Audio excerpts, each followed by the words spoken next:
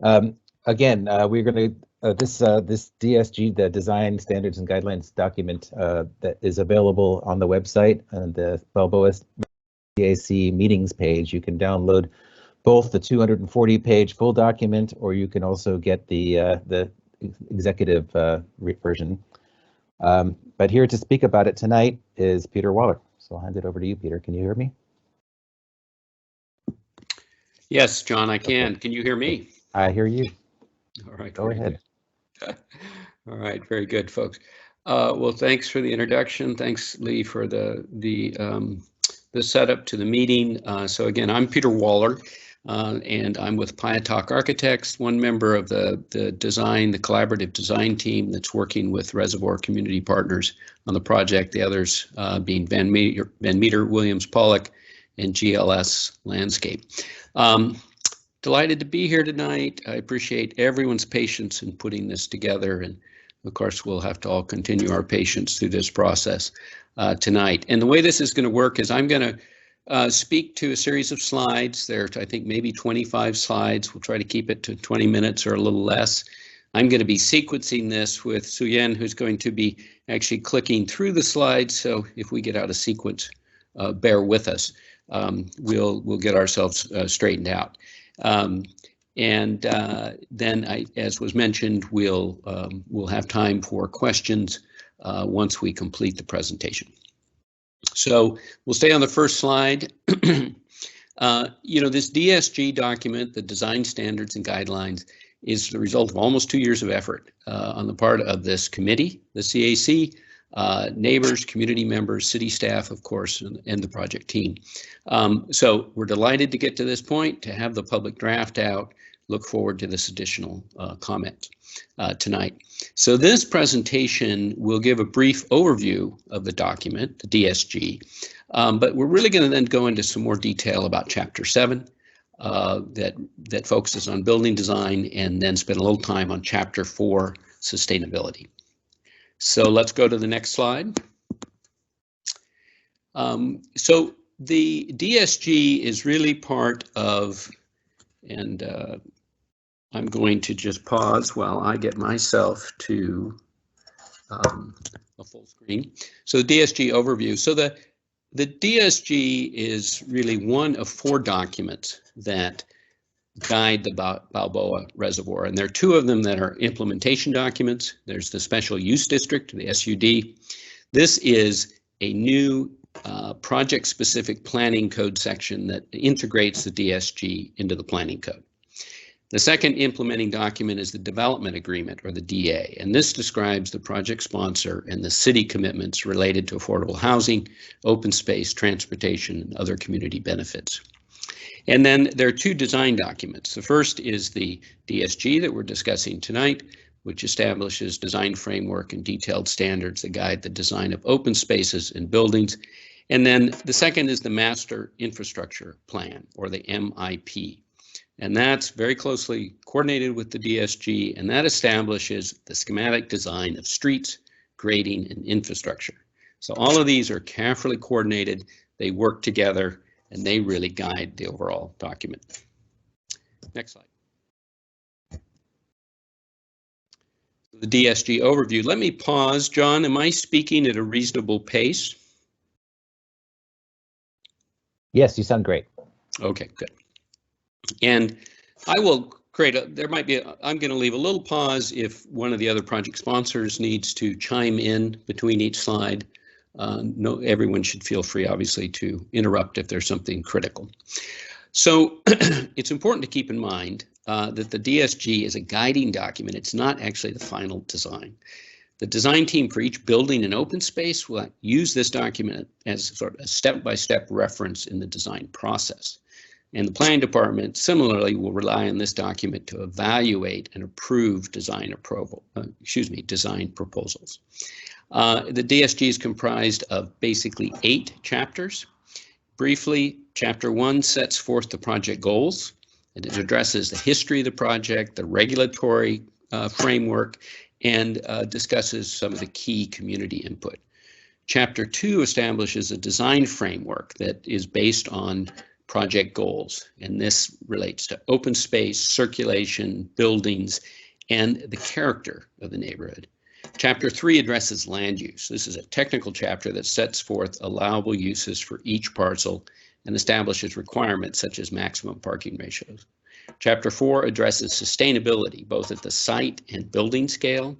Chapter 5 addresses circulation, and that includes streets, bicycles, pedestrians, closely coordinated with the master infrastructure plan. Chapter 6 is open space, the programming of open space, and the conceptual design. Chapter 7 addresses building design and sets the parameters for the design of buildings, and that also includes the design of the townhomes.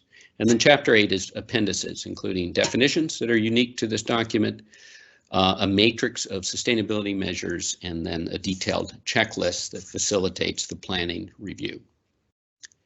All right, with that, we'll go to the next slide, the DSG Principles. So the design principles set forth in Chapter 2 really provide the foundation for all aspects of the DSG. And the design teams working on projects will need to be very familiar with these principles and refer to them as really the basis for understanding the specific standards and guidelines. In the same way, the planning department and community members reviewing design proposals will refer to the design principles to ensure the design is meeting the spirit of this document as well as the specific requirements. Briefly, these are, number one is to create distinct places within the neighborhood and as a whole. Secondly, to connect indoor and outdoor. Thirdly, to embrace the natural setting, the larger setting of this neighborhood. 4, to reinforce neighborhood connections. 5, to collaborate to create a cohesive design, and that means internal collaboration between buildings, open space, individual projects. 6, to create an activated ground floor, which is so critical to the experience of these neighborhoods. 7, to commit to a sustainable community. And 8, use design to discover and to create opportunities. Next slide. So this is titled From Principles to Details. It's really the beginning of the discussion of Chapter 7. And Chapter 7 begins with standards that establish the allowable building envelope, so the kind of broad scale, and then proceeds to talk about building articulation, character, and finally the specific details, materials, color, lighting. So it goes from broad to more detailed. So we start, next slide, we start with building envelope. The building envelope section establishes the fundamental standards related to maximum height, required setbacks at the street frontages and at the side yards. Maximum allowable height steps up to maximum allowable height steps from 25 feet at the western property boundary to a maximum of 78 feet adjacent to City College and Lee Avenue. This stepped height or stepped massing provides a gradual transition from the lower scale neighborhoods along the western boundary to the scale of City College. It also allows us to maximize views to the west and provides a wind sheltering at the central open space. Next slide. Mass reduction. So within the allowable building envelope that we just discussed, each block or each building is required to reduce the visible length and height of buildings by creating breaks in the building and step downs at the roof or the upper floors. Every building frontage more than 200 feet in length is required to have a significant break that extends the full height of the building. And blocks are also required to provide step downs at the top floor equal to 15 to 20% of the roof area in order to create varied roof heights. And you'll see that we're going into some detail here so that you get a real flavor of how building design and outcomes are controlled by the document. Next slide. Openings to courts. As part of the the mass reduction strategies, each multifamily block is required to provide an opening of at least 20 feet in width from the street or public open space to the interior courtyard. In addition to helping reduce the scale of the buildings, these openings provide a visual connection between the public and private open spaces to create a network of green open space. Next slide. Shaping the roof. The Balboa Reservoir neighborhood will be visible from the surrounding hillside neighborhoods. And to avoid a concentration of flat roof buildings that may feel out of place in the neighborhood, each of the multifamily blocks is required to provide sloping roof elements equal to not less than 25% of the overall roof area. These elements can have traditional forms, they can be gables, or they can be something more inventive. The key is to create a varied building silhouette as seen from the distance, as well as from within the neighborhood. Next slide. Active ground floor. I'm going to pause. John, are you still hearing me clearly? I am. Good. I hear you. So I have to Good. unmute to say, yes, I hear you fine. As we're all experiencing, not being a practiced broadcaster myself, it's very odd to just be talking to a screen here with no no visual cues. No, it's just like at the MUB. Okay, thank you for the feedback. Active ground floor. So neighborhoods are really shaped by their ground floor experience. And to ensure an active and attractive ground floor, every building within this new neighborhood is required to have active uses on streets and public open spaces. And these uses could include dwelling units with entries and windows, meaning front doors and windows on the street, or it can be shared entries for the buildings, community rooms, amenity spaces such as fitness rooms, workspaces. But all of these spaces are required to be relatively transparent to the street, to have extra height, and to have features such as canopies and landscape elements that create a lively and comfortable street experience. Next slide. Stoops and terraces. Chapter 7 also, as part of this, includes very specific requirements for ground floor entries to dwellings, to residential units, including maximum spacing between stoops, minimum heights, setbacks, and required landscaping. All of these elements are intended to enliven the street and also to make these ground floor residential units, these homes, more livable. Next slide. Placemaking. So the next tier of guidelines in Chapter 7, Guidelines and Standards, addresses the question of how to guide the character of the buildings. The DSG does not dictate a specific design style, but it does require that buildings frame key streets and public spaces in a way that creates what we call a sense of place. And within the neighborhood, within the Balboa Reservoir neighborhood, we've defined 4 spaces that we think each has a specific character. Number 1, looking at the slide, is Lee Avenue. Number 2 is the Reservoir Park, that central space, shared space in the middle. Number 3 is the SFPUC, open space. And then number 4 is West Street. Next slide. Lee Avenue. So what we want to do is just talk about each of these spaces, because it's really these spaces and the way that buildings are shaped to create this distinct character that together will make the sense of place in this neighborhood. So buildings on Lee Avenue will reinforce this street, will reinforce Lee Avenue as the front door to Balboa Reservoir. And we'll also emphasize the connection to the buildings and institutional uses at City College. These taller buildings are required to have a clear ground floor definition, a regular pattern of articulation at the upper floors, and elements that create focal points at the entry to Reservoir Park and the SFPUC open space. Can I ask a question real quick? Are we looking west here? You are looking west, yes. That long elevation is the whole length of Lee Avenue. And this is just demonstrating how buildings are intended to work together and relate to one another to create a consistent character on that street. Next slide. Reservoir Park. So Reservoir Park is intended to feel like a comfortable living room with spaces for play, gathering, gardening, that are welcoming to the larger community as well as to the residents of the Balboa Reservoir. Buildings defining the edges of the park are required to provide shared terraces, porches, common rooms, and other amenities, other shared amenities that encourage people to utilize the outdoor space at various times of the day and in various ways. And the upper portions of the buildings provide elements such as balconies and roof terraces that provide additional opportunities for activity overlooking the park.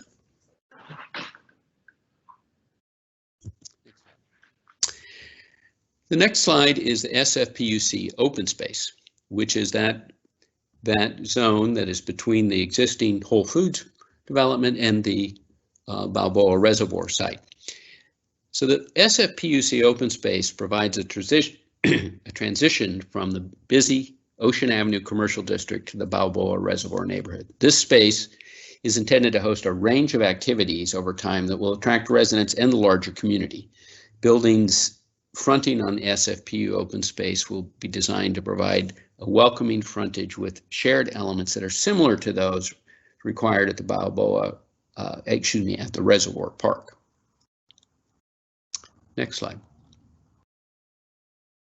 And then finally, West Street is intended to be a neighborhood street with limited vehicle traffic and therefore encouraging walking and biking. The taller buildings on the east side of the street are required to step down to 4 stories maximum height along the full length of West Street and to have a rhythm of ground floor entries that is similar to the townhomes on the west side of the street. So the two sides of the street really come together to create this neighborhood scale that will be a pleasant place to walk, to bike, and really a space in its own right. And that will be reinforced by the landscaping materials, the lighting, all of this characteristic of a quiet residential street. And to clarify, this view along the bottom is actually looking east, looking at the taller multifamily buildings on along West Street, but showing how they step down. They're required to step down to 4 stories in height. Next slide. Briefly on building details, which are really important to the outcome of this neighborhood. And the DSG includes standards that ensure exterior materials are high quality, that they're durable, and that the material selection supports the underlying design principles.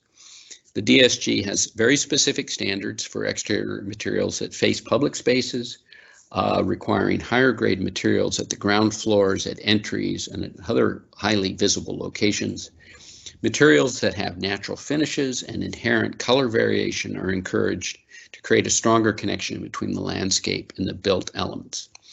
And there's a lot of detail for folks who are interested in this in the document about specific materials, required areas.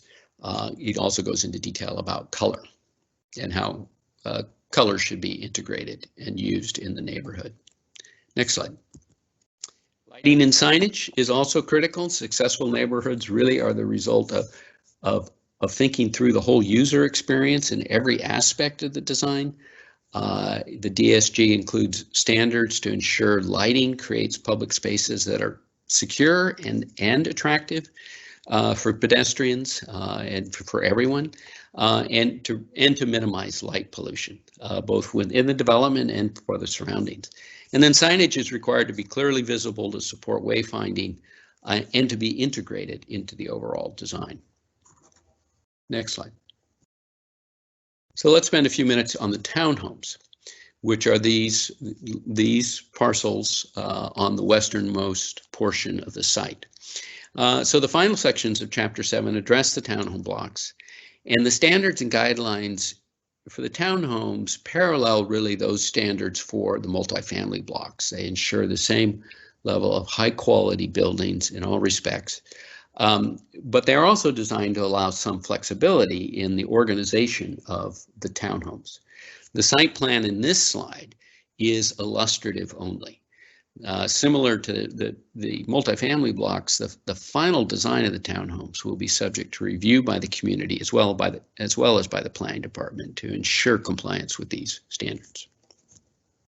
Next slide. So townhouses, the integration with the neighborhood is very critical in our mind. And so the preliminary notions include several connections, both to the street and to the larger pedestrian network.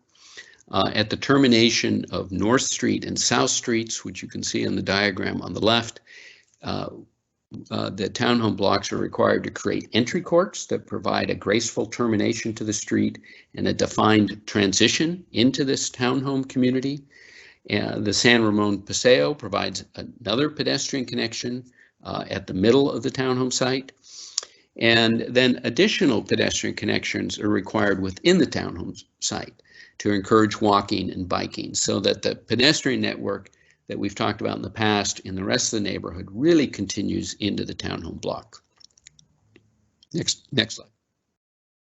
The townhomes fronting on West Street and on San Ramon Paseo are required to provide a regular pattern of front doors, raised stoops, and building elements such as bays and decks that really bring life to the street. Entries to garages are all limited. There are very few allowed, if any, on West Street. Those are really focused on the private drives. So that West Street has a pedestrian character.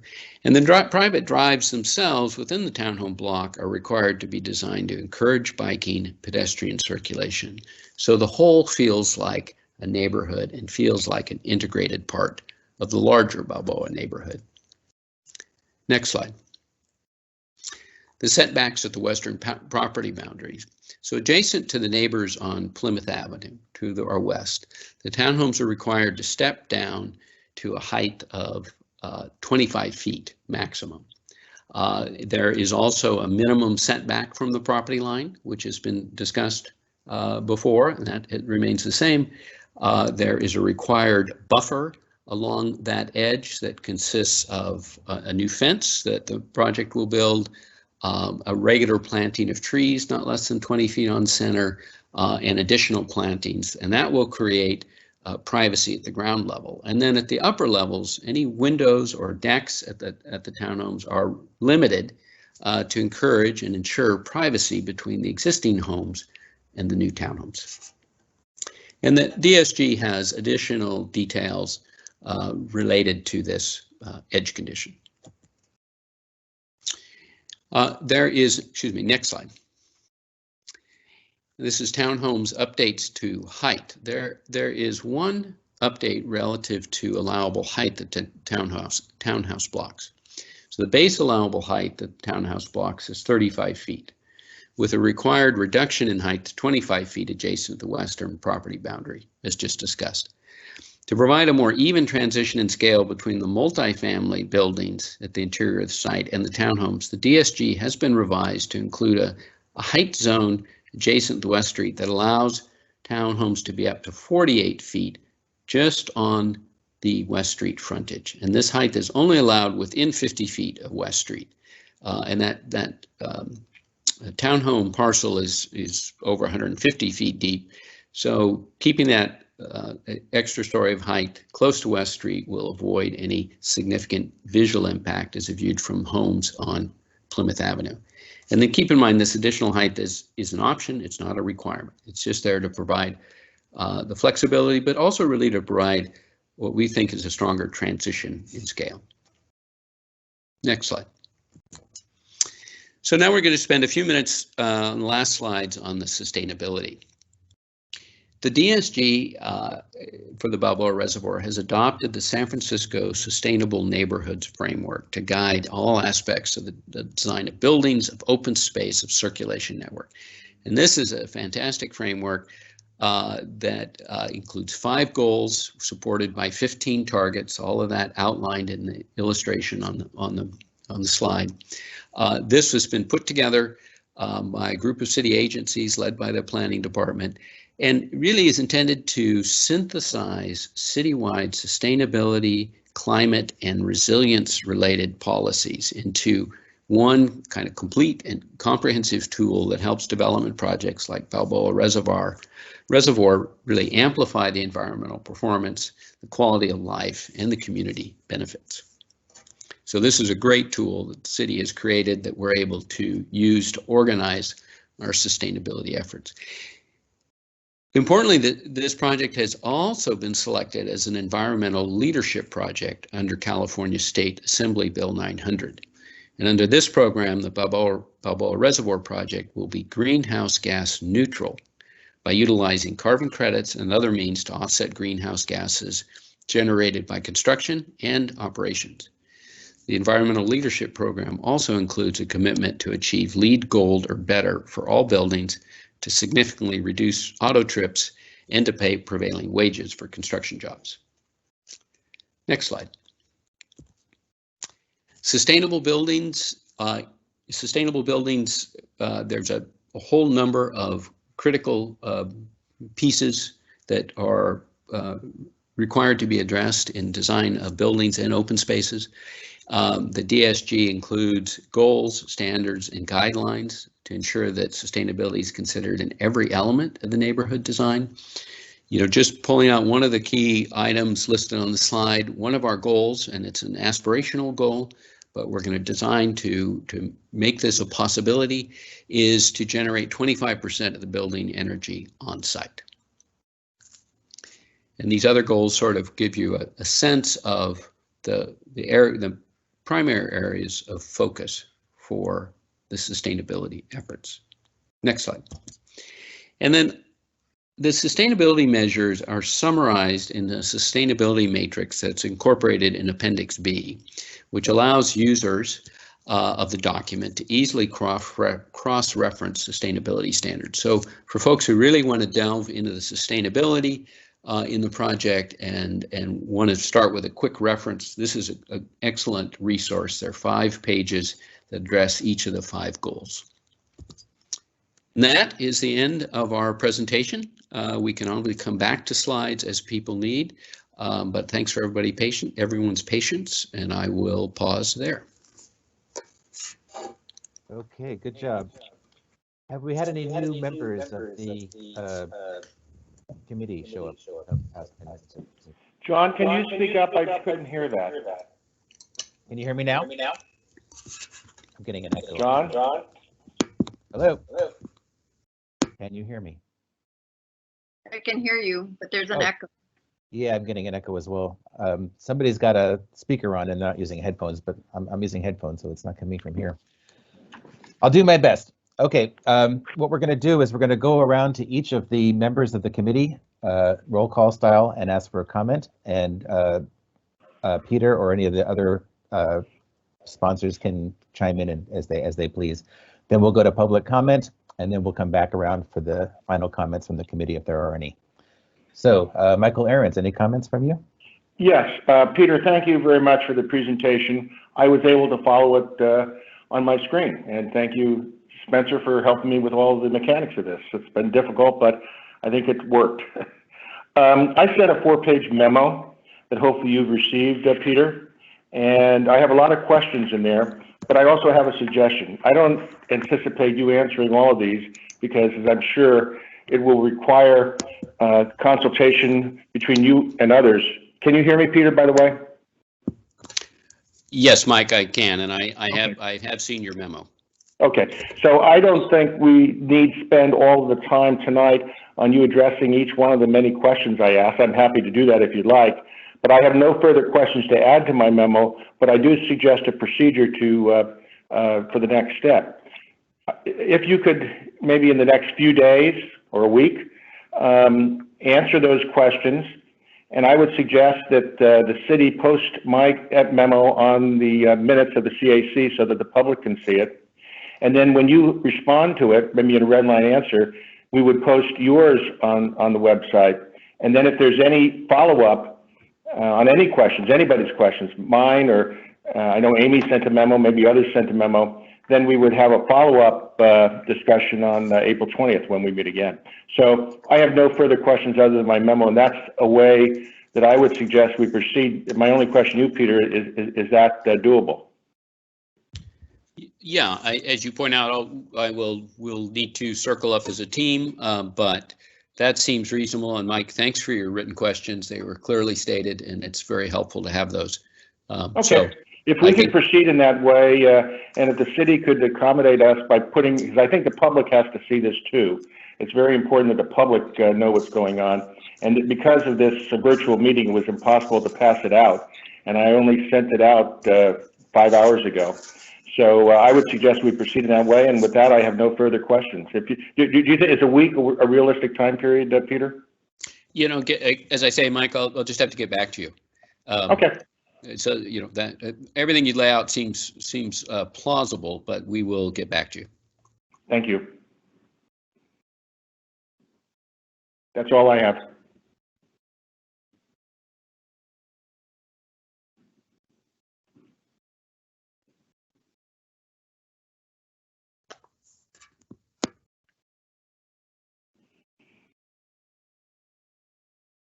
Is somebody talking, John?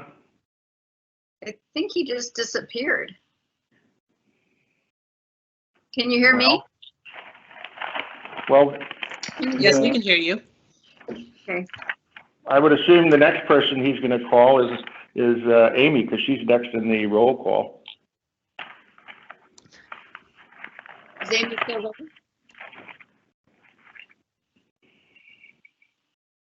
Hello? I do not see him. I do not see him. Where's Amy?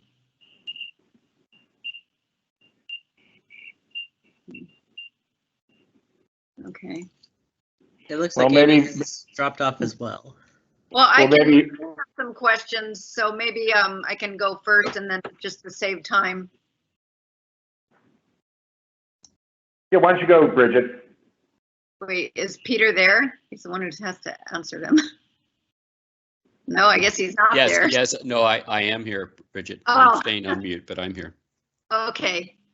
All right. I had quite a few questions actually. So let me see if I can start in order. And if I can't, maybe you know the exact pages. I didn't write the pages down. For the SFPUC land, and I guess it's like a park-like area at that location. Is that correct? Correct. Okay. And would that join Unity Plaza? That is the goal, and I might let the project sponsors speak to it because we don't control all of that territory between, well, it's SFPUC. So the design goal certainly is to make that a continuous pedestrian and community space, but it's also SFPUC space. So I think that might be a good question for the project sponsors to add a little nuance to, but that's certainly the goal. Yeah, for the project. this is Joe, and I can chime in, and you know, Peter, I think that was a good answer, and I think others can chime in as well too. That's the goal, and that was one of the you know, one of the tenets of the design that we've been talking about throughout is trying to connect, trying to get people to Unity Plaza, and then easy connections to transit beyond that. You know, both the Muni turnaround and then down Ocean Avenue to BART. But it doesn't. So, you know, that PUC land is there because it has the PUC water pipeline underneath it, and so that water pipeline continues across Lee Avenue and behind the existing affordable housing building where Phil's Coffee is, and so there's that strip of land between that we don't have any control over.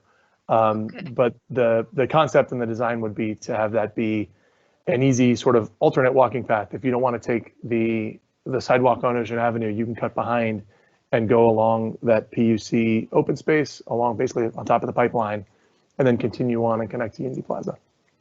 Okay. So the other question, I have about 5 here.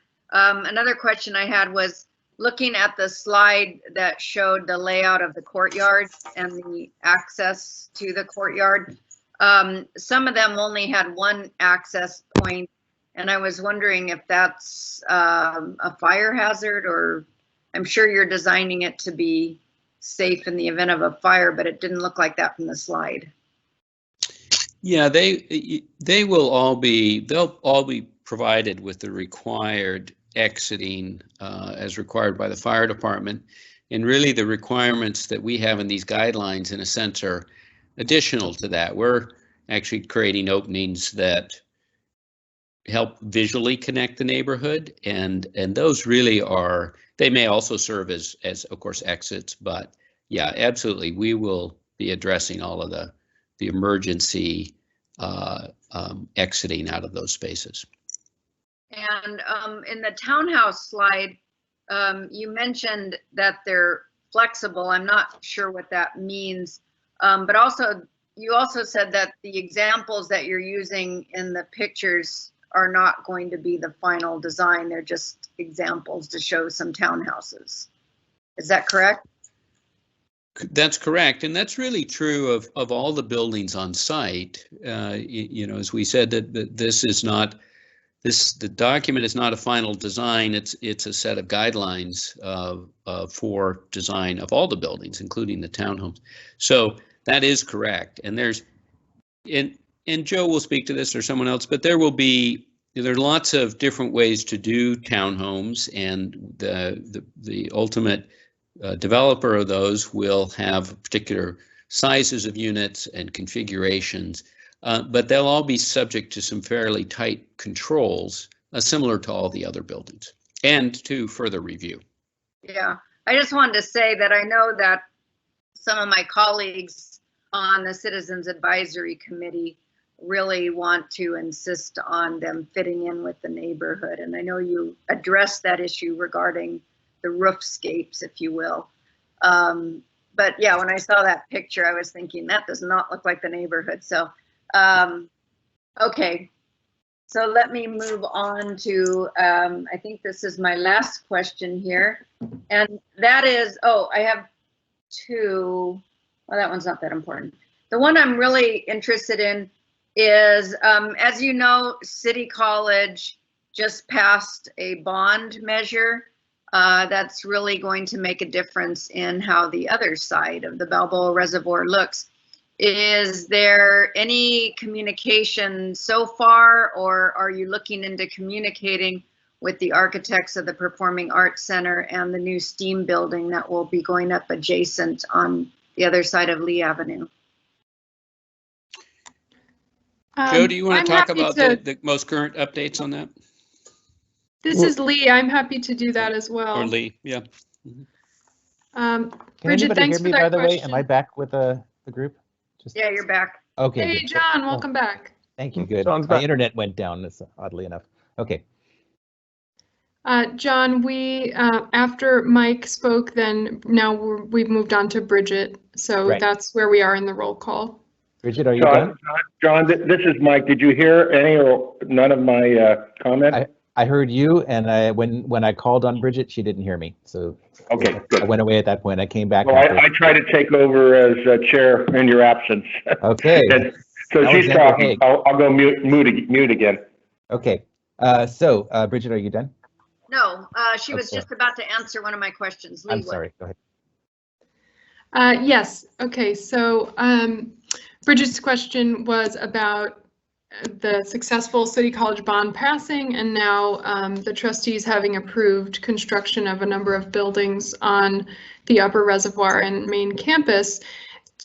Your question was about coordination and collaboration, and yes, we actually have had, well, before the shelter in place, we had 2 in-person meetings kind of anticipating the bonds passage to meet with the whole consultant team at the college that has been working on those bond projects. And with Vice Chancellor Sohn, we've continued that on the phone. And we've particularly been talking about not so much architecture at this point, because I think it's still in the early phases, but mostly about kind of location of buildings, site planning, and in particular, pedestrian circulation and access along the north side of Ocean Avenue, up Frida, and how we can all coordinate to make sure now that those projects are moving forward, we're really working together. So we are really excited about that, and we want to continue that collaboration. Yeah, this is Joe. I'll just chime in too and say this is, Lee's describing what's happened recently. This is a process though that's been going on for quite some time. since very early in our involvement with the project. We've had multiple meetings with the college design team, with Doug Tom, back when the college was aiming towards the PAEC. We've had multiple layouts showing sort of how the upper reservoir laid out, how it interacted, where in Lee Avenue things were happening. And, really, you can sort of see on the screen right now, trying to line up the entrance to the public park with a passageway that will go between the MUB and the Performing Arts Center. And so we've had a lot of those conversations. We fully expect that there are going to be a lot more, especially as, now that the bond is passed, the FMP becomes a little bit more real on the City College side. So yeah, that's a process that's ongoing and that we expect to continue for a while now. Thank you. Okay, Amy O'Hara is next to speak. Yes, I had several things which I submitted, and like Mike, I would just, they can be addressed by the design team and then posted as he suggested. I think that's a good idea. I'll just touch on a couple of things. I mean, to follow on what Joe said, what's the state of the North Street realignment in terms of City College coming on board with that and supporting that?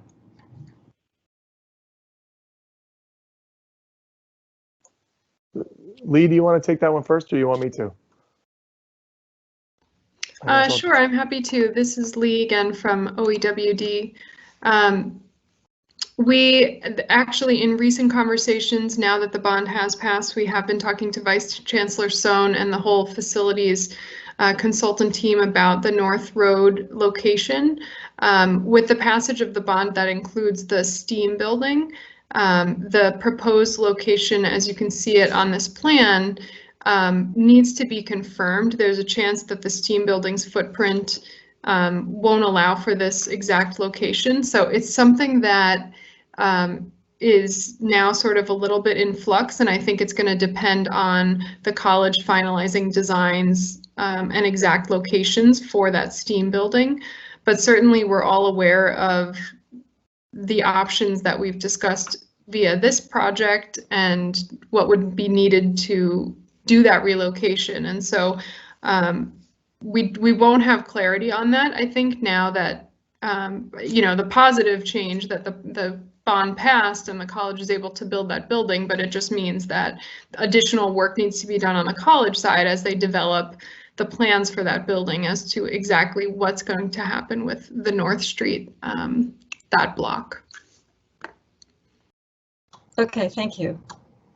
I also just wanted to make sure that the cladding materials, I mean, everybody in the neighborhood watched the Child Development Center fall apart, on City College campus due to our weather and our fog and our moisture in the air. And I just want to make sure that the cladding materials that are chosen with the particular quality of our local weather here in mind, because I mean, everybody who's got a house here knows about the mildew that accumulates on the outside of buildings. And, this is a good chance to nip it in the bud. So I just want to make sure that that's taken into account. Thank you for that comment. Yes, this is Peter. I have no further questions right now. Okay, Mark Tang, are you there? I am here. So thanks for the presentation today. I just have some quick questions. The first is early on in the presentation, there's mentioned of how the rooftops would have some sort of gables or architectural features to kind of make the building look a little different from the other buildings. Is that going to be included in the overall height limits, or is that in addition to the height limits? Those are allowed to, excuse me, Mark, this is Peter. Those are allowed to extend above the height limits, but the area that they can extend above is limited. But the idea is to allow some flexibility so that you can make those shapes. Now, it can't be occupied space. You can't use that roof shape to make different additional units or so on and so forth above the allowable height. It would just be to allow a gabled roof or a different shaped roof. Height is otherwise typically measured to the highest point of the roof, not a parapet, but a roof. So there is some flexibility then to go a little higher to create those shapes in limited areas. Okay, thank you. And then I had also written a bunch of stuff that I will probably submit later for comments. But the other thing is more of a general comment in terms of when I was reading through the DSG, it looks like a lot of the parameters or guidelines were essentially focused on the existing city legislation that what the city of San Francisco has always required. And I would just challenge the DSG to go a little above and beyond or introduce language to say at least 25%, not just 25%, just because if we're building something new, we want to make sure that all our sustainability goals are achieved, but that we're also future proofing. And so I would really encourage that some of these goals are looked at and to see if we can actually do higher than that, or putting in language that encourages more sustainability options into the project. The one I'll pull out specifically is the EV standards. It sounds like the EV standards are kind of the bare minimum that what the city of San Francisco requires. There's no mention of EV chargers in the townhomes. So I would just encourage that those sort of things are addressed.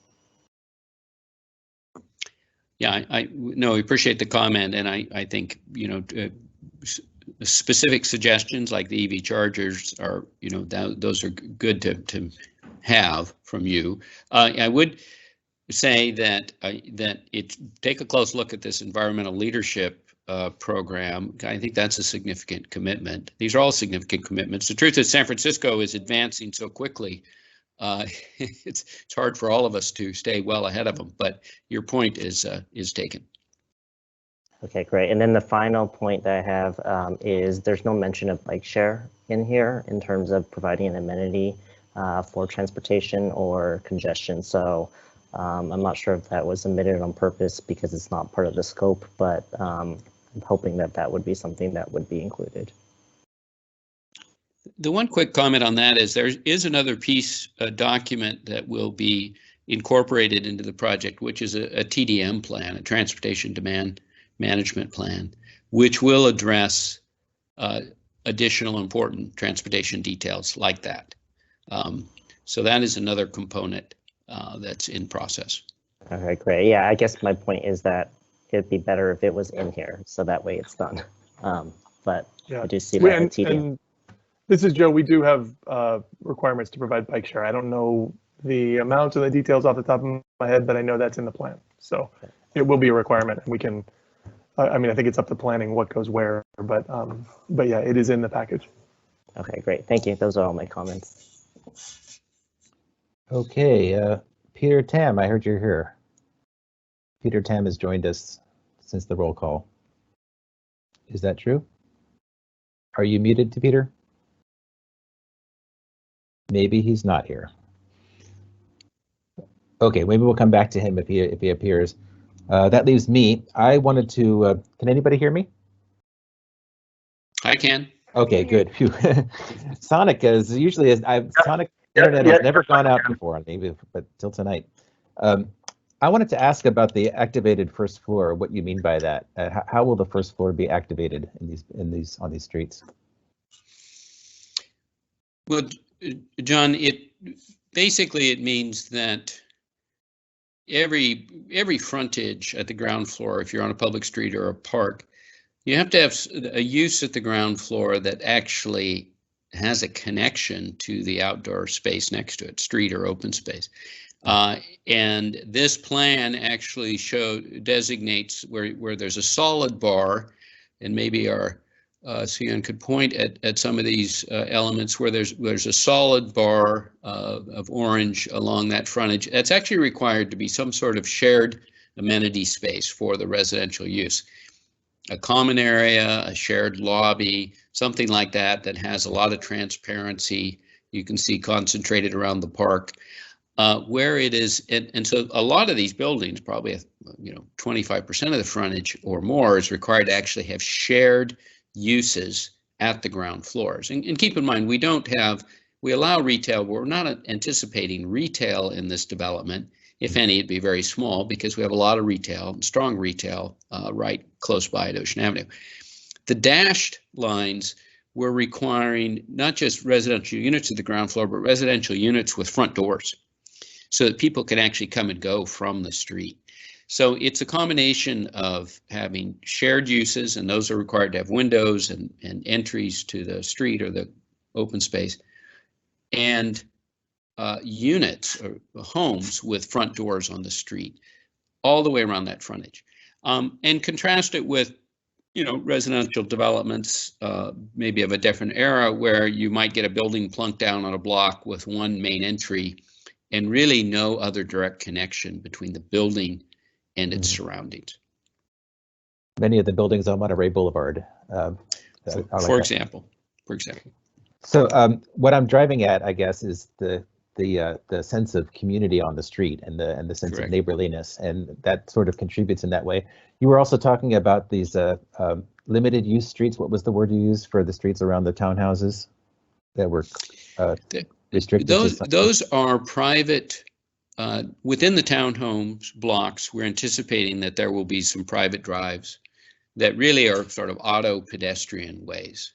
And I think maybe they were in the townhome section. Thank you for, and those are designed, if we, I think, go forward one more slide, maybe two, one more slide, back one, yeah, back one would be good. These drives are, and actually maybe forward one slide. Sorry, I've lost which. It's the other direction. But anyway, the point being that these internal drives, yeah, right there. The photo in the lower right that's actually an auto pedestrian way. But imagine that also serving for slow traffic accessing individual garages on the inside of the townhome developments. The idea being that these are kind of shared private streets that serve multi-functions, but also allow people to get to their garages, and that keeps the garage doors off the public street, which is West Street. So you've got these streets paved as though they're sidewalks. They have a pattern. Well, they are required to have a higher quality, a good quality paving, some mix maybe of pavers or of, patterned concrete, so that because they really are intended to function as places for pedestrians and bicyclists, as well as cars. And then the other main streets, north and northwest, and Lee Avenue, those streets are not going to be heavily trafficked either, because most people will be driving into their garage, into the main garage when they drive, if they drive into their apartments. Yeah, that's the intention. Correct. What's the plan to sort of to make that a pedestrian friendly street? Can we do the same thing on those streets or something along those lines? In terms of the actual paving materials, we talked in some detail about the streets a couple of meetings back. I mean, the streets are public, so they are subject to San Francisco Public Works street standards. That does bring with it some, some specific requirements that we have to meet. Mm-hmm. But I think we've worked pretty hard to make sure there are comfortable sidewalks, there's planting all along those, something that the actual paving will be primarily asphalt. There are also pedestrian crossings, John. There's one you might be able to see there right where at the San Ramon Paseo, and that's actually a raised crossing. Right. So that the paving, and it's a different paving, a decorative paving, lifts up a little bit so that cars slow down, and you really have that sense of pedestrian right away. And we have those crossings also at South Street, at North Street, where we connect through to the park. I think another feature that's important here is that at the ends of both North and South Street, you see we have those little circles, which are, those aren't roundabouts. We call them traffic circles. They're really just raised paving in the middle, and they have to be set up so that fire trucks can make their turns there. But they're designed, one, to slow people down, but two, to give people an opportunity to turn around at the end of the street. If you've come in and you've dropped somebody off, or you're dropping somebody off at the childcare, which is probably in Block B, you have an opportunity to turn around and come back out the same way rather than looping all the way around through the neighborhood. And we think that'll help reduce the traffic on West Street and slow people down. Because it seems to me the purpose of these streets is basically for UPS trucks, FedEx trucks, garbage trucks, maybe somebody dropping somebody off, perhaps, hopefully not Lyft and Uber, but maybe somebody dropping off their mother at their house or something along those lines. So I like these traffic calming efforts you're doing here, and I think that works. I think working with the city, I understand that the city has requirements, but I also think that the city's starting to change their view. I mean, if you look at Market Street these days, it's changing. The attitude is changing, and people will be using their garages. The people that drive into their houses and out of their houses will be using the garages. So it seems like these are service roads. So it's something to think about.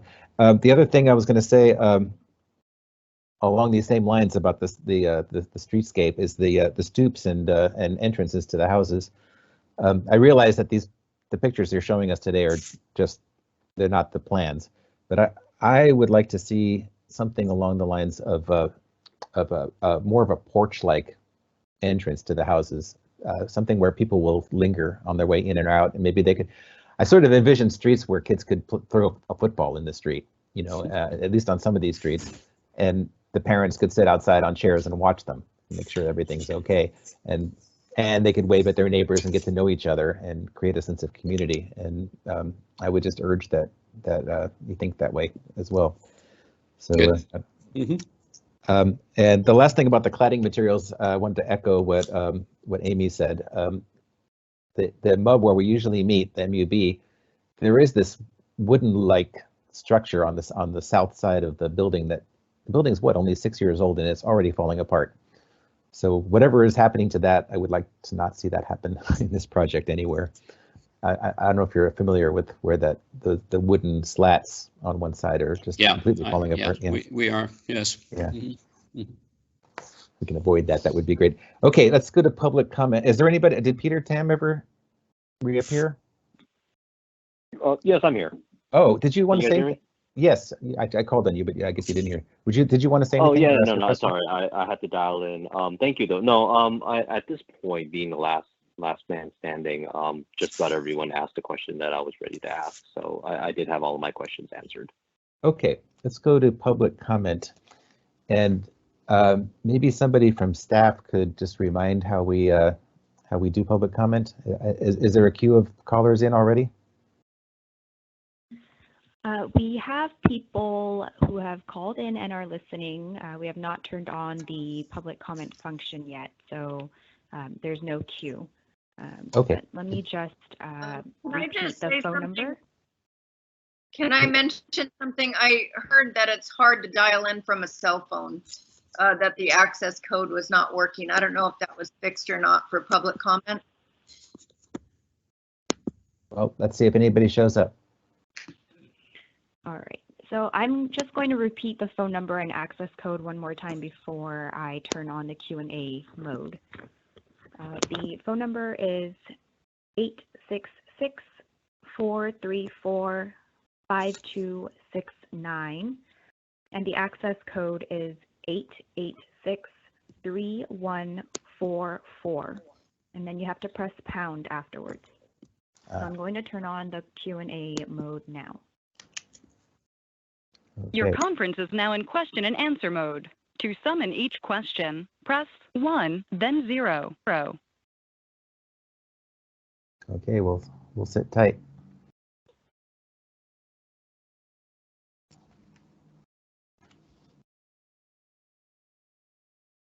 You have 5 questions remaining. Does that mean there are 5 people in the queue? Hi, this is Jennifer. I think this is. Can you hear me? We hear you. Hi, Jennifer. Hi, from Sunnyside. Yes. So I have just a few questions. One is the gray water treatment will be in in some of the buildings, and there's one. So one is downwind of Reardon High School and Sunnyside, and we wanted to know, how do the developers plan to ensure this doesn't release a bad smell? And what mitigation measures are there to fix the stench? So I don't know if this is appropriate for this meeting, but it's only one of several questions I have. But I do think that that's going to be important. Okay. Another comment I have is that in various meetings, we've brought up that we're concerned about the ocean wind, that it's going to be redirected, possibly funneled directly into Sunnyside, and this part of Sunnyside's already been hit by ocean winds that have toppled trees and destroyed new saplings. And is there a way to construct the buildings or grow trees on the northern sides to mitigate this issue? Sunnyside, unlike in one of those documents that shows that it's just north of Reardon, it's actually northeast of the Balboa Reservoir. Okay, I guess, And then, in addition, I'm sorry. There's a okay. 2-minute limit, and I haven't timed you, but if you could sort of just keep within that parameter. Okay, these are short. So the sides of the building to Reardon become private on the east at Lee Avenue and on the west at West Street. At least this is what I wrote down.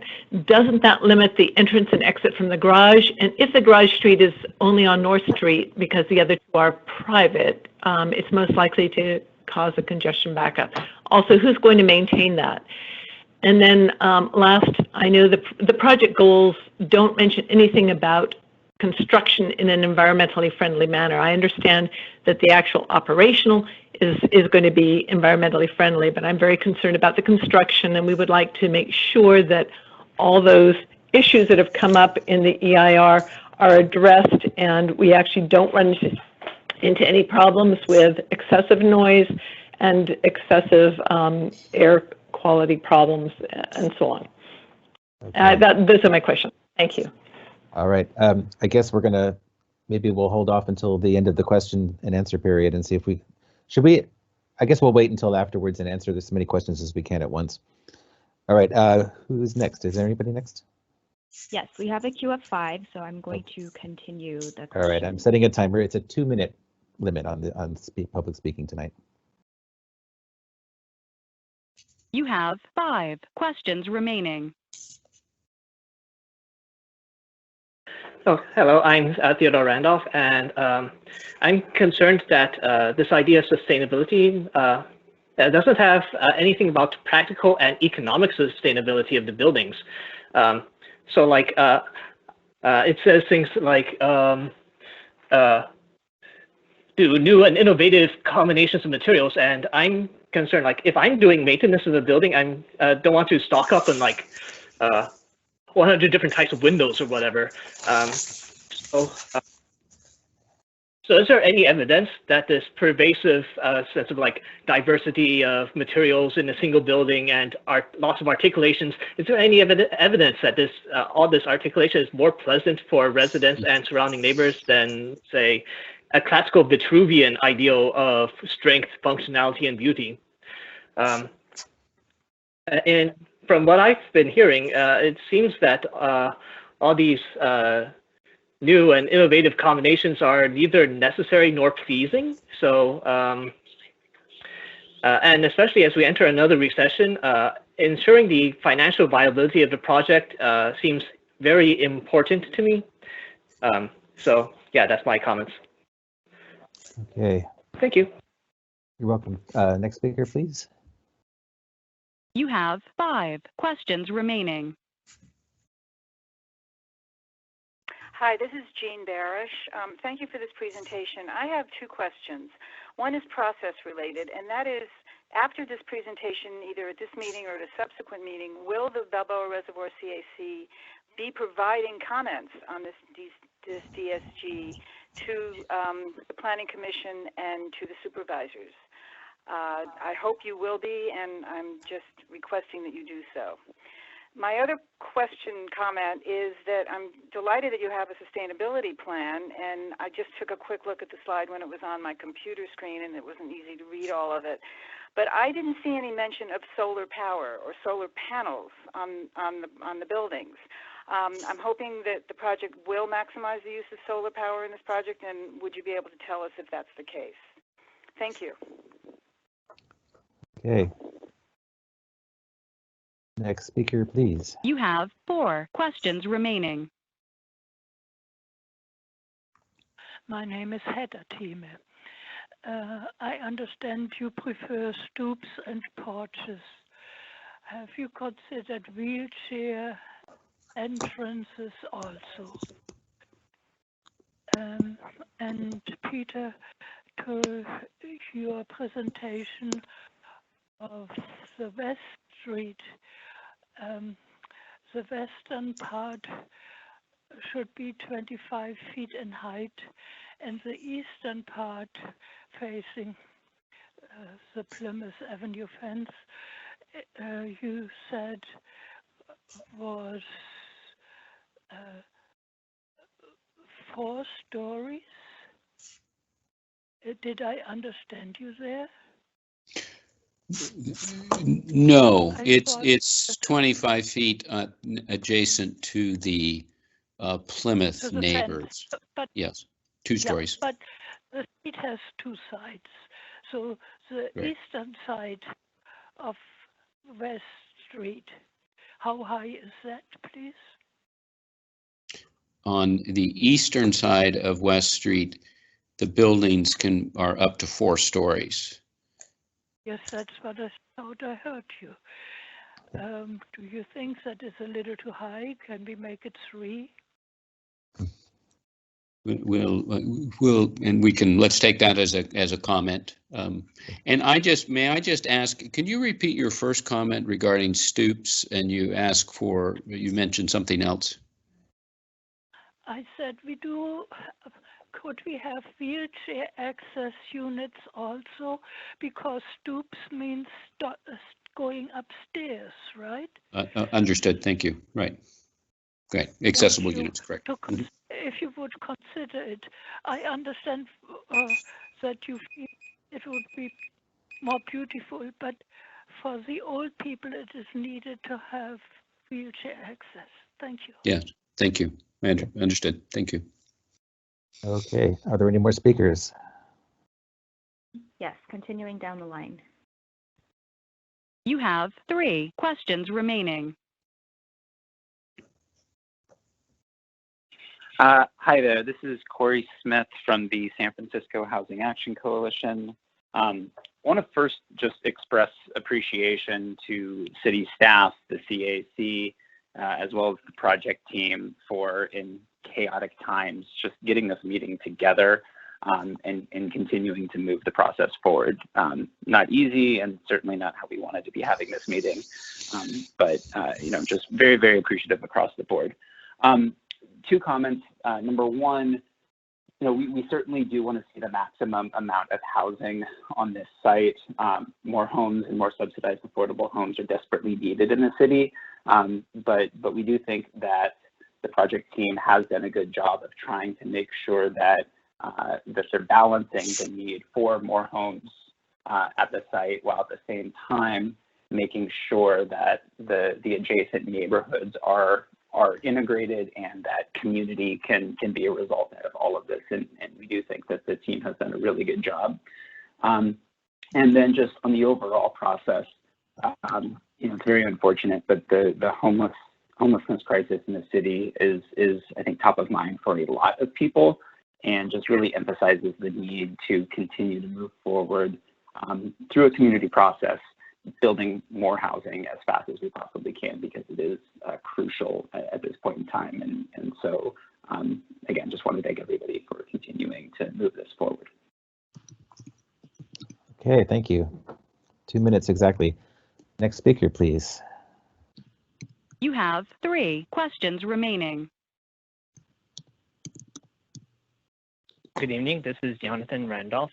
I wanted to first say thank you for the presentation. I liked it a lot, generally speaking. And my comment was generally regarding the height limits.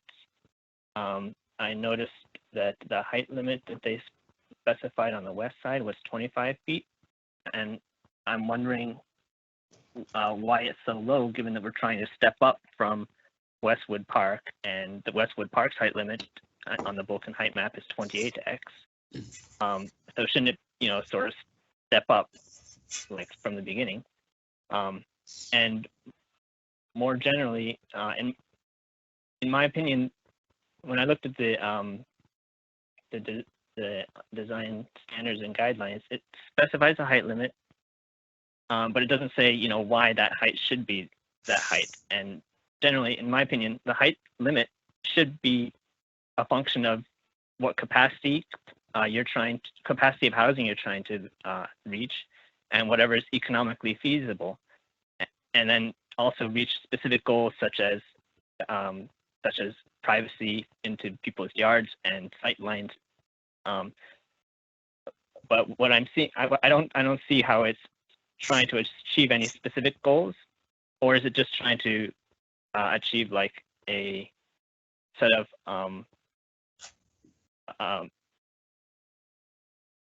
some sort of aesthetic goals, which can be extremely subjective.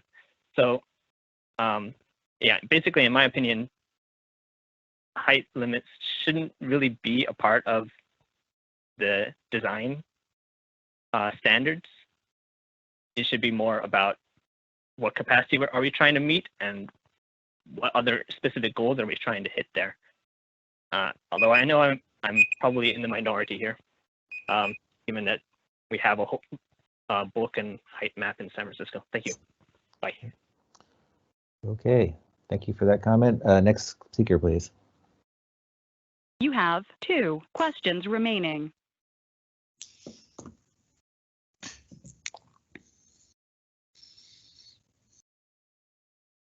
Hi, it's Adrienne Go. Hello. Go ahead. Thank you. I have 2 major concerns around the Plymouth Avenue side of the project. One is definitely continue to be concerned about the height. Even at 25 feet, the large massing in the proximity to the property line is quite jarring for the neighborhood communities, especially the massing of it as well as the height. And I also have a concern about the pedestrian walkway down at San Ramon, and I'm interested to continue to hear about how you're looking to assure that the residents will not be parking in the Westwood Park neighborhood and using that as a thoroughfare to get to their cars, given the the limited areas of parking here as well. Thank you. Okay. Thank you for the comment. Who's next?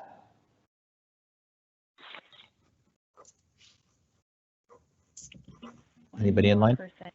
Give me 1 second. Okay, take your time. You have 1 question remaining. Hi, this is Laura from Westwood Park neighborhood, and Hello, Laura. I just had hi.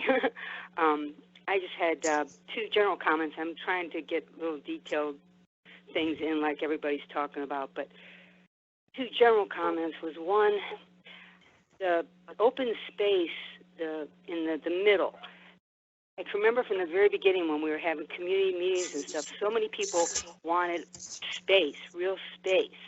And I feel like it's so chopped up that I'm concerned that it won't have a feeling of rest, like a park, where you go in and it's not a stimulating thing, it's a restful, peaceful thing.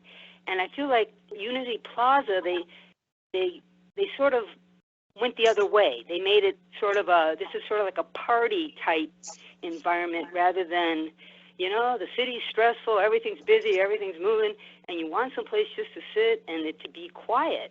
And I feel like that was sort of what people were wanting in that middle space, and it's so chopped up.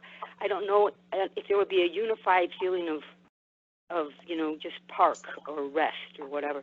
And then my other comment was, I think it's on page 175.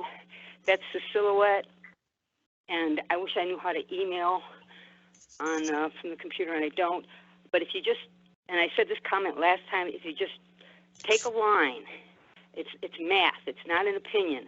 If you take a line from the 28 feet or 30 feet on the west and go to the east 65 feet, which was the parameter, was supposed to be 65 feet rather than 78 feet, you'll see that there's a lot of building above that line. So that this plan really adds a lot of mass that was not included in the parameters. And anyway, thank you all for all your work, and that's it. Thank you. Pardon me, what was the name of the last speaker? I'd appreciate knowing. My name's Laura. Laura. Okay, thank you, Laura. Okay. Do we have anybody else in line?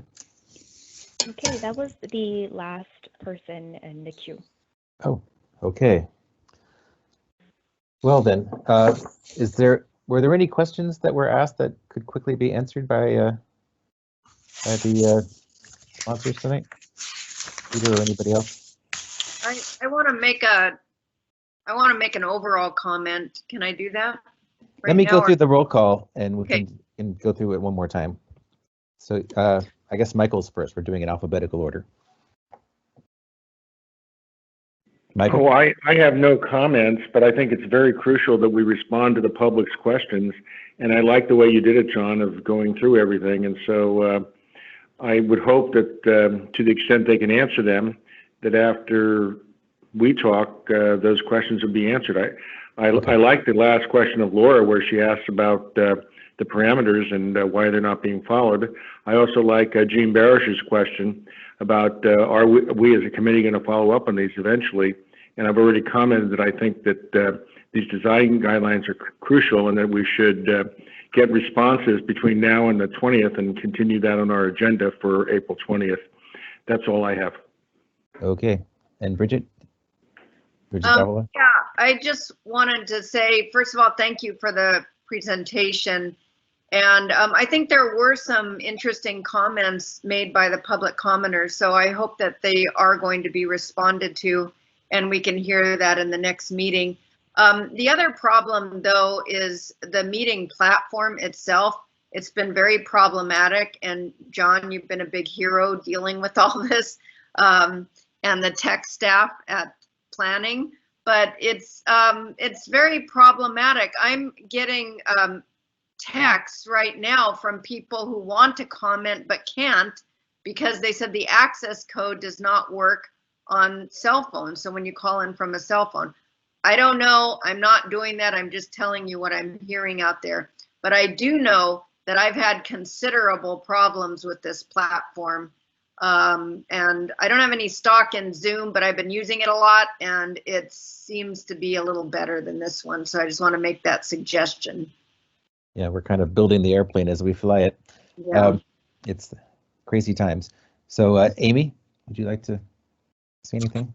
Yeah, I had a couple of comments. I really do appreciate Laura from Westwood Park's comment about the open space.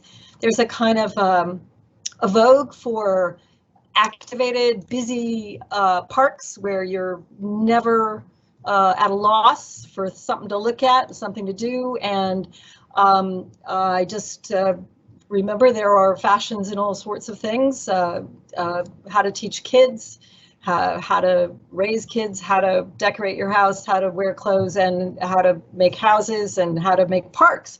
And so I do appreciate her comment because I think there's value in that kind of quiet space. And right now, the reservoir is very quiet. You go there and there's a couple of trees and some scurrying animals in the bushes and not a lot else. And there's something to be said for that. So I want to just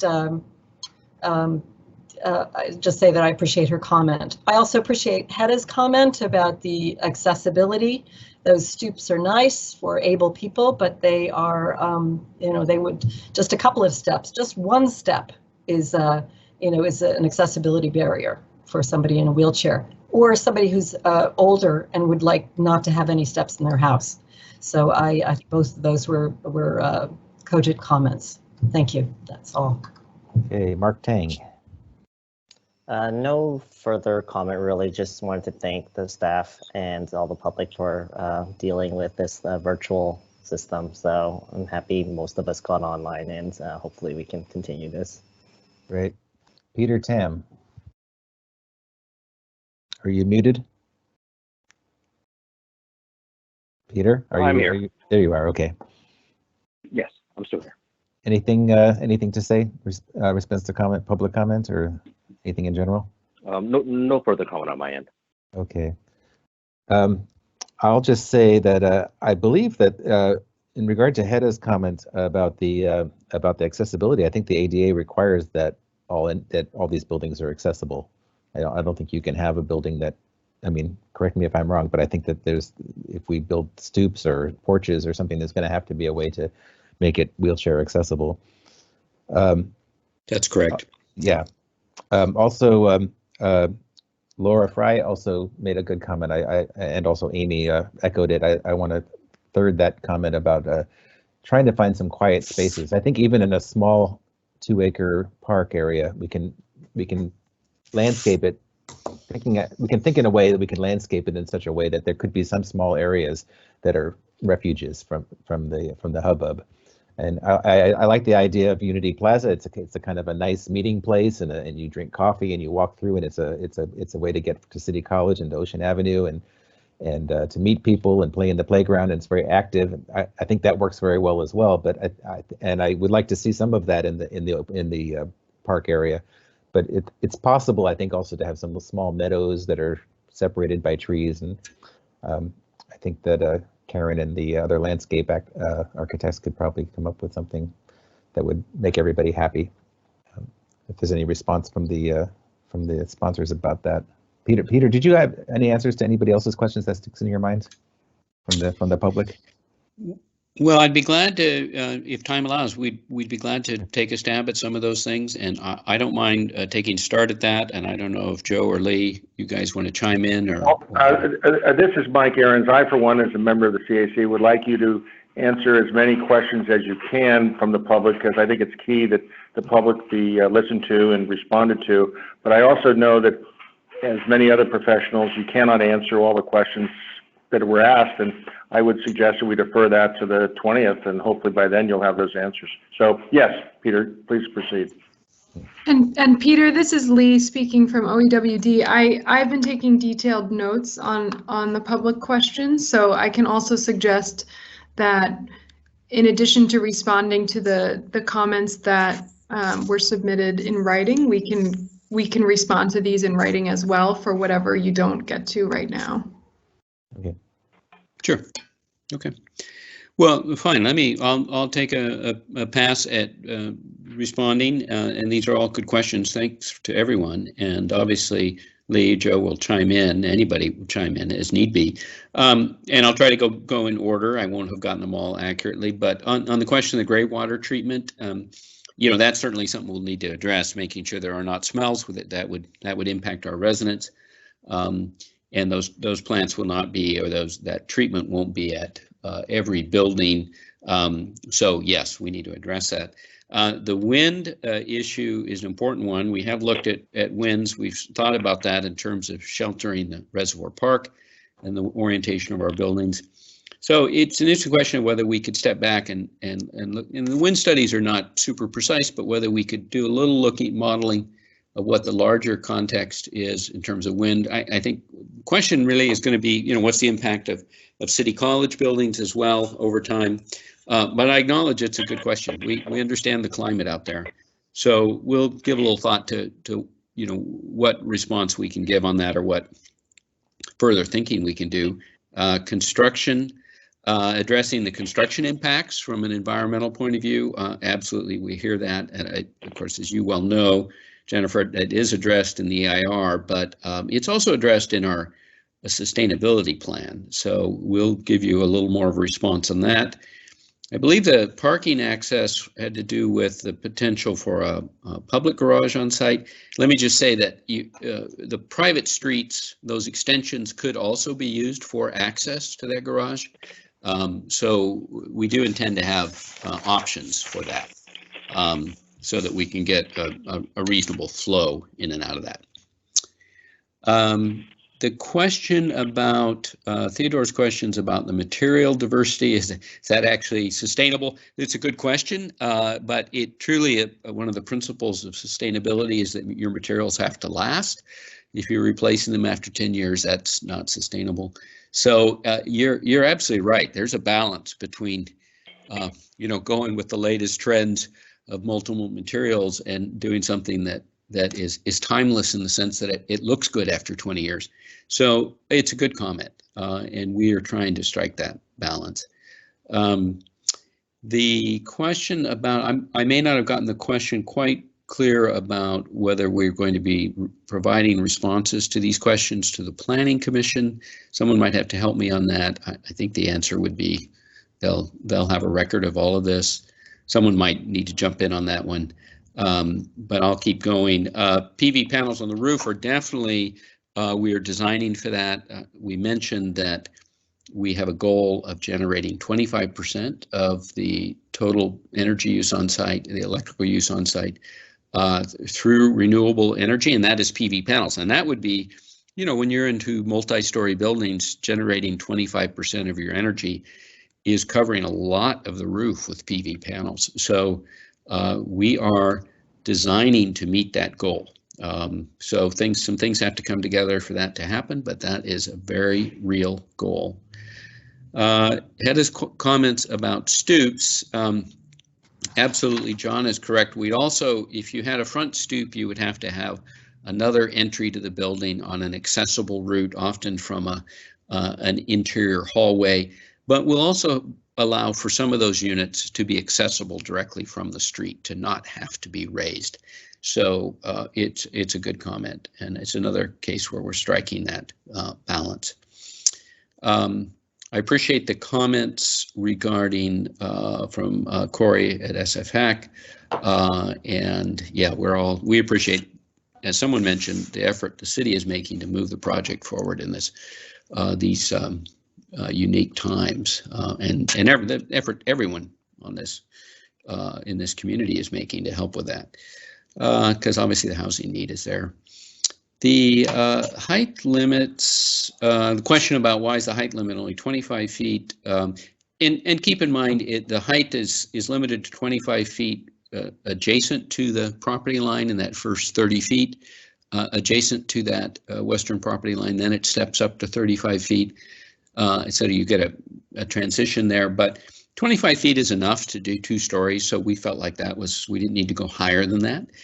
There was an interesting point about height should relate to sort of economic feasibility and intended capacity. I would say they do, in the sense that the heights we're looking at, and even the maximum height of 78 feet is really tied to what is feasible in wood frame construction and similar construction typologies.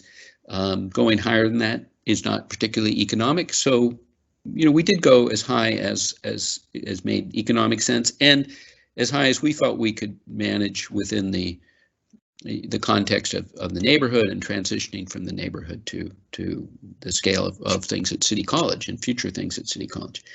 Then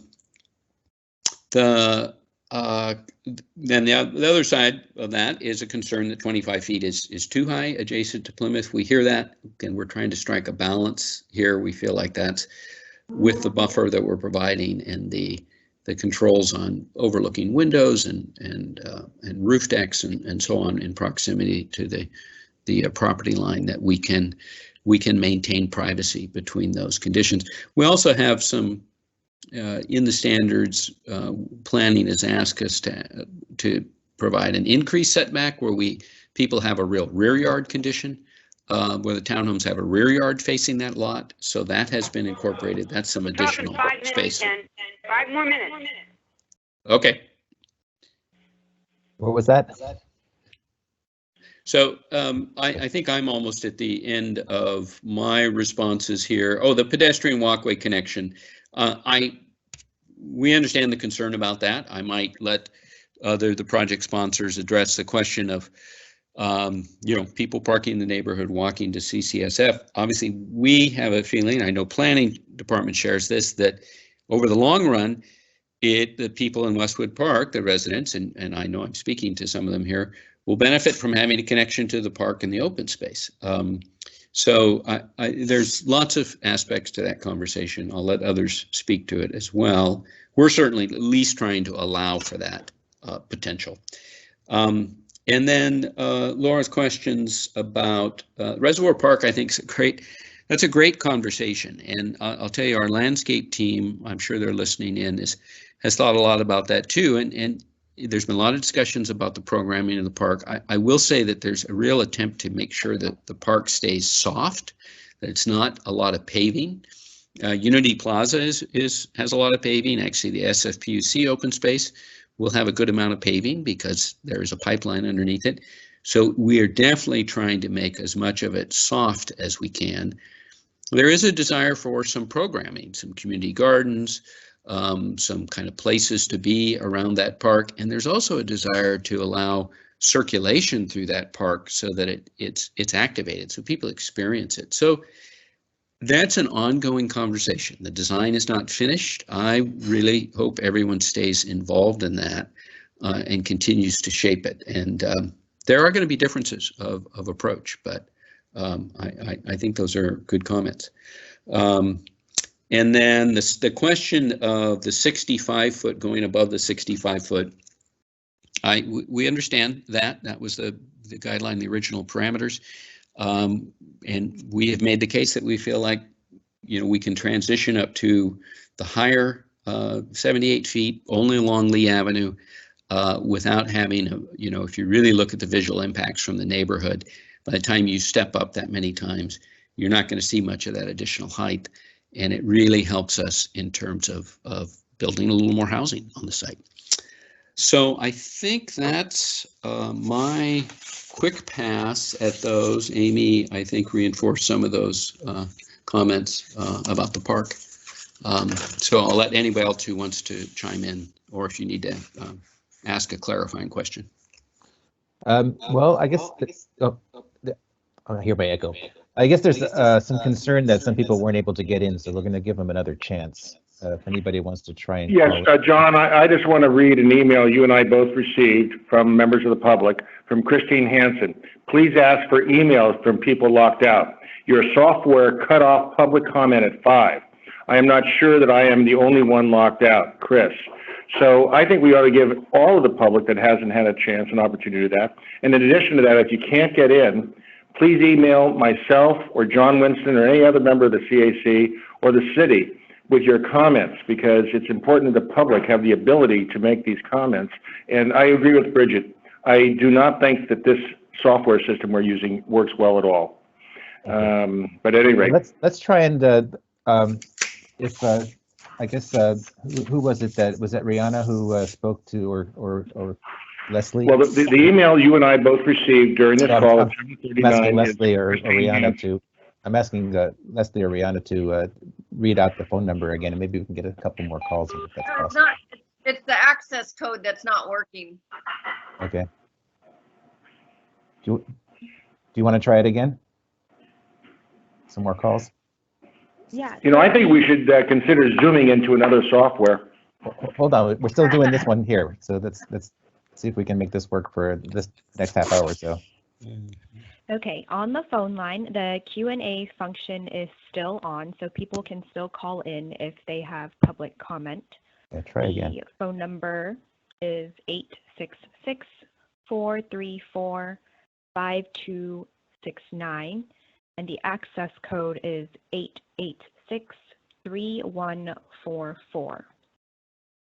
Okay, that's the problem, is the access code is not working, and I don't know if it's all cell phones or some cell phones, but that's the point. So you can say the access code all you want, but it's not working. Let's see if anybody gets in.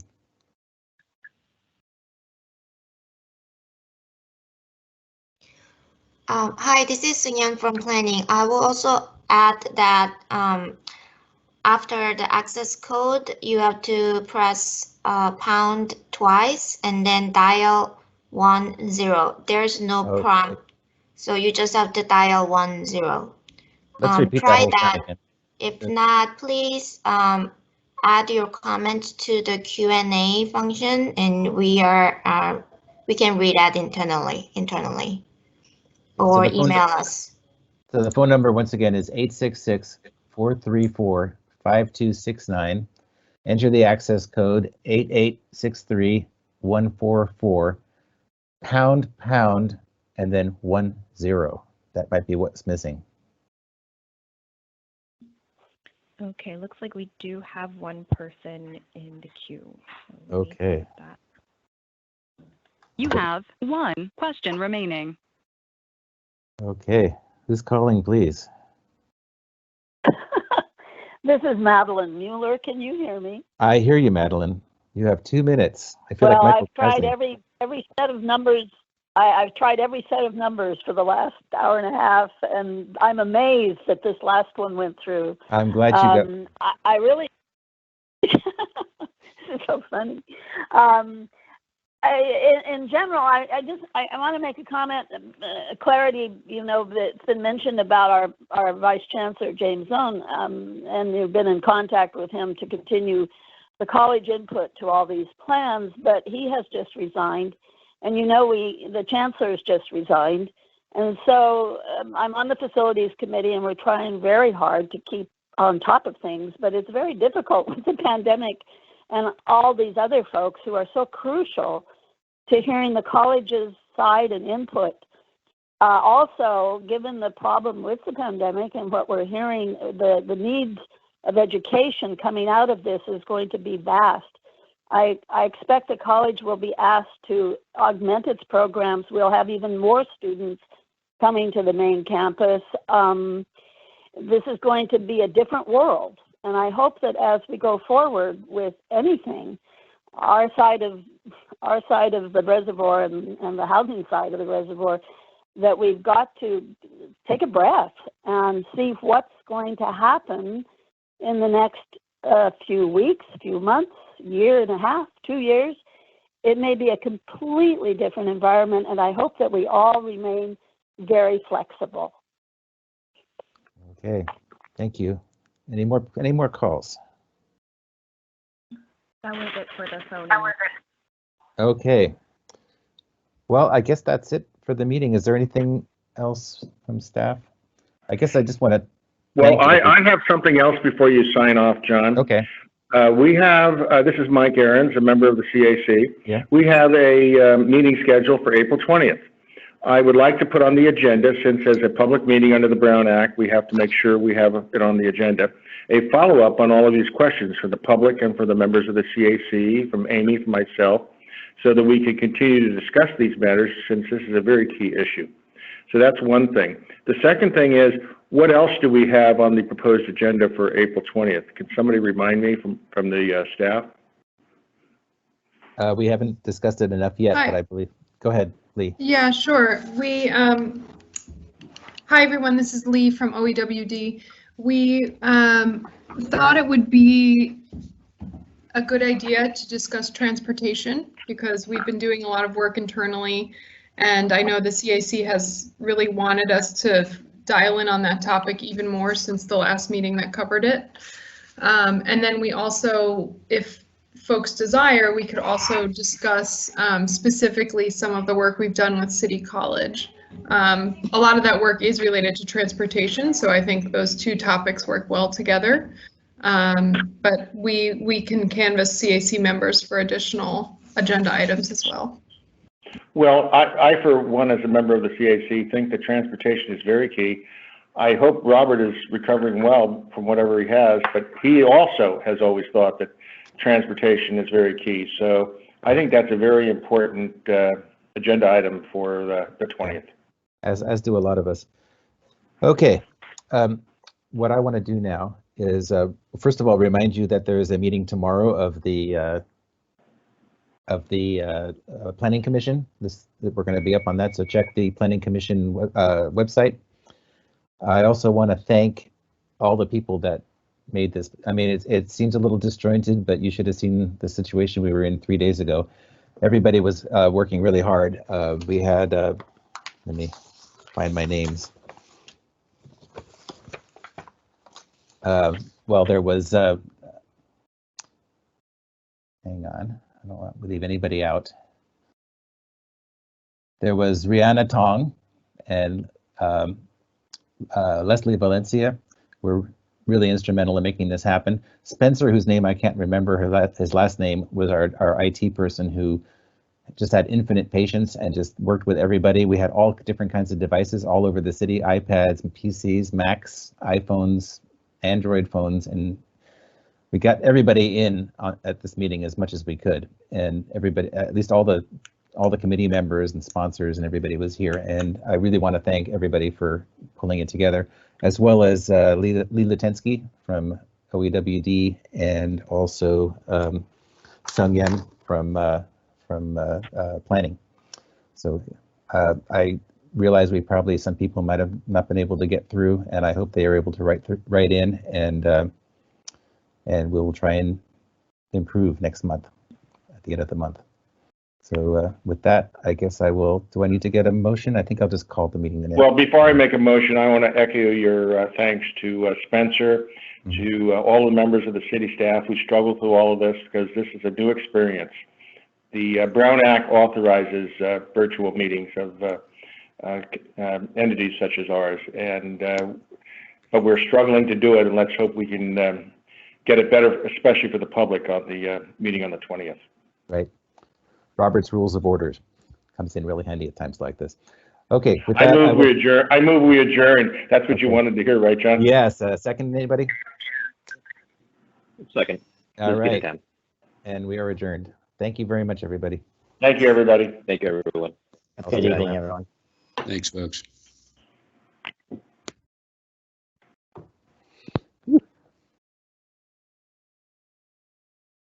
We're sorry, your conference is ending now. Please hang up. Okay.